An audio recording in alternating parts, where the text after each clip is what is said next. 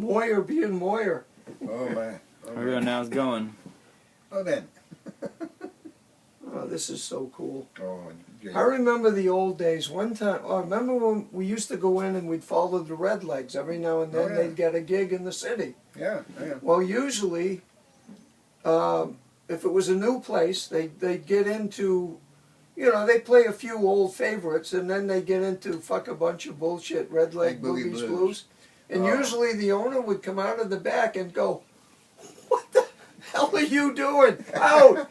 And more often than not, Joe Tate would look at the group and say, "Well, I guess we're not getting paid for this gig." Yeah. That Everyone would hit the road. I was babysitting about half a dozen of the little kids. We went walking into the Big G, and all the way over to the Big G, they were bouncing that back and forth. Fuck a bunch of red leg, fuck a bunch of bullshit, red leg Red Leg boogies. Boogies Blues. Yeah, and the fuck a bunch of bullshit. And you know, they're going back and forth with it. I just let them go. What the hell, you know?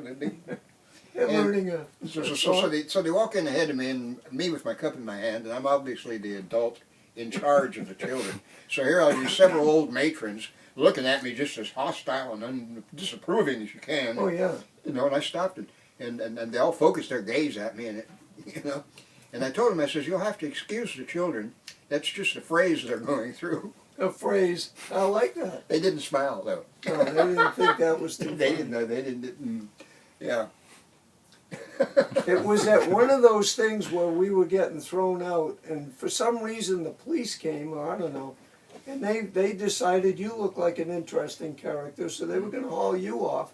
So they hauled you off, and they said, "All right, do you have any weapons?" And I think at the time you had something like a sword down in your, it was something down your pant leg. No, I had finished puka. It was something that... It was on the side of my leather. Yeah. My leather bell bottoms. I made the sheath for it on the side, and that it was finished puka. It was a nice long knife. It was about 9 inches overall. And they said, "Do you have anything else?" And I think you kept coming up with stuff. Oh yeah. I've got Swiss Army knife and this and the other thing. Did you have a little Derringer or something? It was something. Oh, I was arrested with a Derringer. Because Yeah, the little 4-barrel Derringer. yeah, I mean, you had it with you, and they said they kept looking at you like, "What's next?" And you just kept pulling shit out.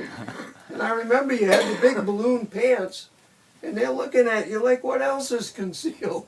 Oh yeah. Oh. Back in the day.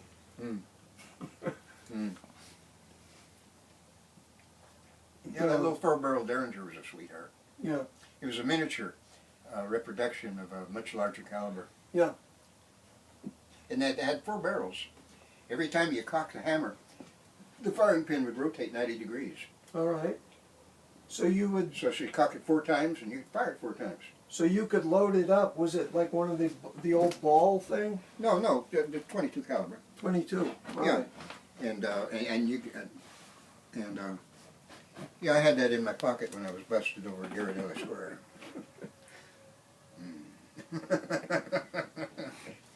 Well, for years I had a routine. I'd get up real early. I had all my stuff in my truck, and I'd go over and set up on the street and sell my work to tourists. And I'd be there till almost dark, and I'd head back. But it was nice living here, which was a totally different feeling than being in the city all day, surrounded by tourists. Oh yeah. I mean, I made a really good living off the tourists, but to come back here and sit in the A-frame and relax was just...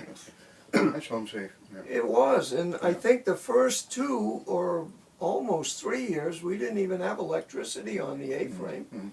We had the old, you know, the old kerosene lamps and wood-burning stove, and I mean, one day somebody said, "Well, here's a electric line. Would you like to connect?" And I said, "Well, all right." So we threw out and then from then on, I had a light bulb for a while. Oh yeah.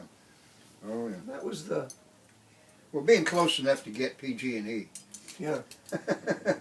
Yeah. Yeah, I heard some people even had wires going through the water. Yes. It's extension cords. Oh yeah.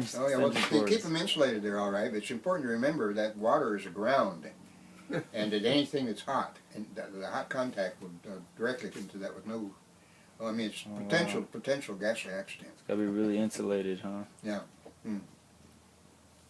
Yeah, I ran some old extension cord, some Romex, but I put together enough when I had the Grace Amy in behind the. It was the remains of an old scow. And anyway, what it was is Chris Roberts. That's how I met Chris Roberts. Was that I strung out. I knew I didn't have enough wire to reach the power cable for both wires, so what I did was I hooked up all this wire, just doubled, and hooked a wire up all to the hot contact, and ran it down to the fuse box down there on the pier. And then for my ground, I just ran a piece of pipe down into the mud and hooked that up for ground on the other side, and it worked beautifully. It worked beautifully. I had all the electricity. And Chris Roberts saw what I had done. He didn't appreciate that it was that I was only running the hot line and not the two of them together. But he saw what ragged line it was, and he took it down and coiled it up and put it back on board the little boat I had at the time. Oh wow! That was how I met Chris Roberts. You know, we didn't quarrel, but we had some very serious discussing.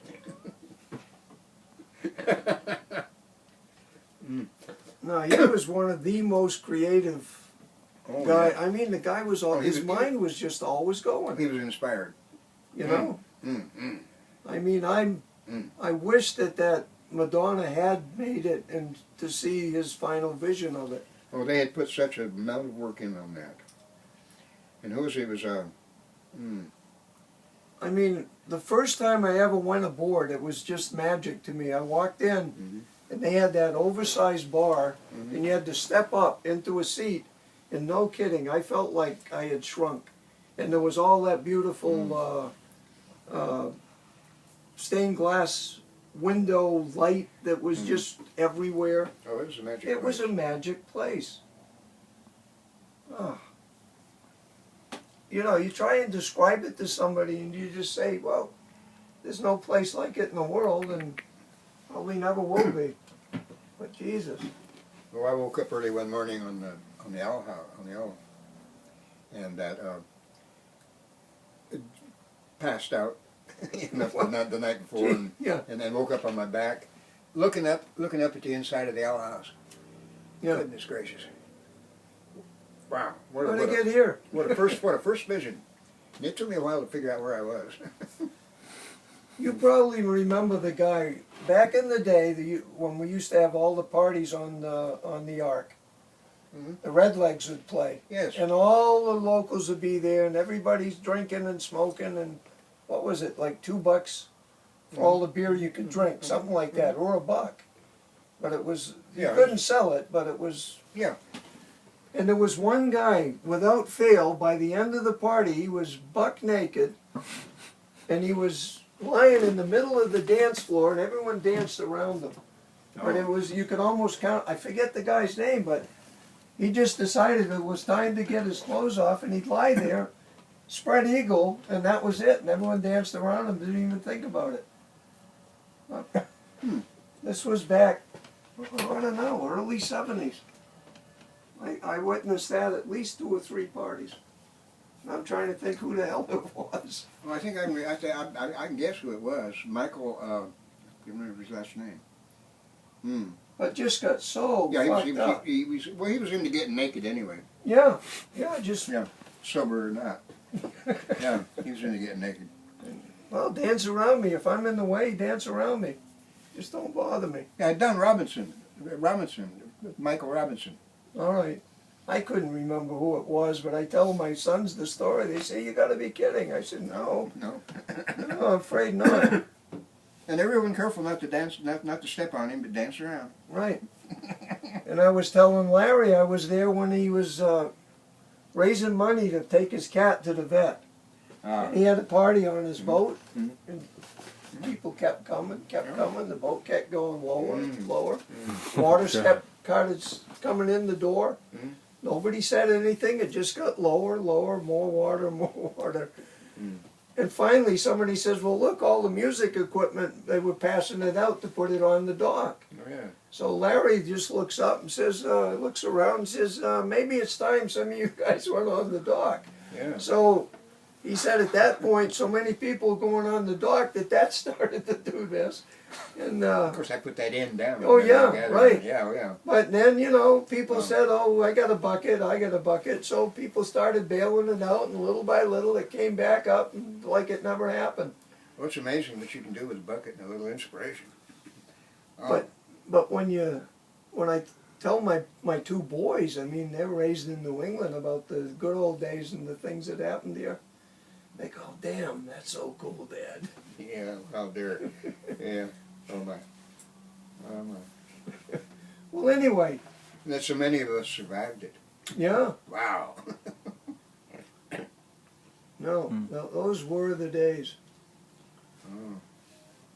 You weren't here, but there's a great story. My parents came to visit, Yeah. and they were standing outside just looking at everything like I couldn't believe it. They're from New England. They couldn't believe this place. Too much at once. It was like they were speechless. Let's just put it that way. So Ailes walking up the dock, and he had on he looked like a pirate. I mean, he had his braid, and he had on his balloon pants and all that. And I said, Ale, I'd like to introduce you to my parents. This is my mom and dad, my stepmom.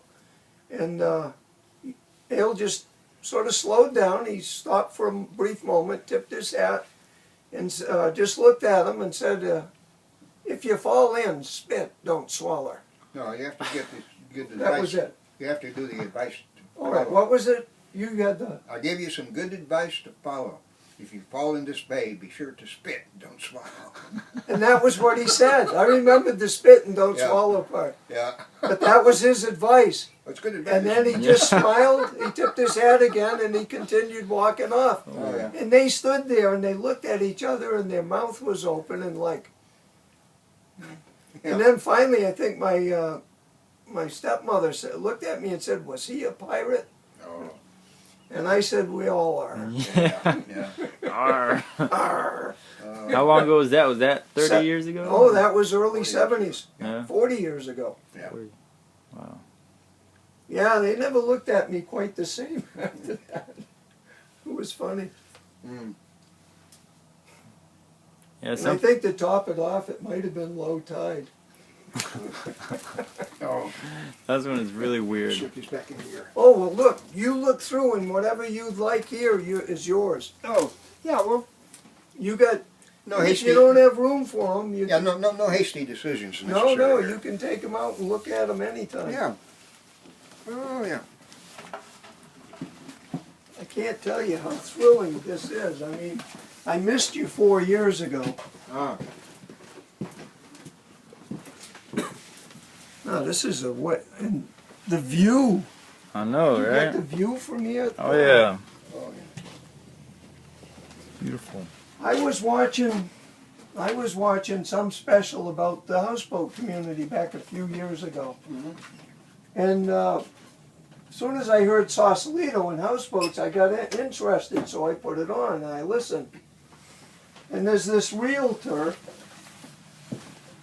who was taking this film crew up to the 3rd story of one of these houses, one of these new floating homes. Oh, boy. And the guy says to her, well, geez, he says, this place is pretty big. It's not like they used to be, is it? She said, oh, no, this is the wave of the future. Oh, my. And the guy says, well, they get up on the top, there's a nice big open area, and they've got a view of the city like you've got. Right? Oh, yeah. And she says, well, look at this $1 million view. And the Oh, guy I says, see. well, what would this place go for? She said, oh, right now I think there's a special on this one. It's $1.6 million. Oh, boy. And I'm thinking back, $1.6 million. I said, oh, Jesus, And that's, whoops. And that's way back when. that didn't help me. No. Keyboard me. Hope it didn't damage anything. Well, I think it'll be all right. Well, I think we're good.